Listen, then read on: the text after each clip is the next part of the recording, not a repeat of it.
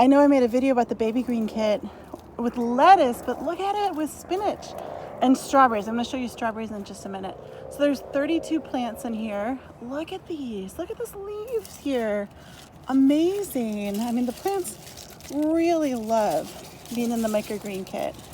They're very, very healthy. I don't see any disease on them at all, like no aphids, nothing. But I'll show you here. You can see I need to plant another one. So there's an empty spot. Here's a young plant that I just put in. Another one that I just sprouted. But I'm so pleased. I think these microgreen baby green kits really are an amazing bang for the buck. And you can see that I have 2 more over there full of strawberries. I think this is strawberry heaven, guys. Look at this. Oh my gosh. And I picked this clean just 3 days ago.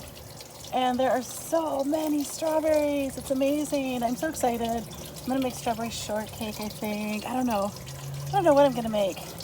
But look at all the strawberries that are gonna be coming soon. It's crazy. And I have a whole nother microgreen kit with strawberries. Just amazing.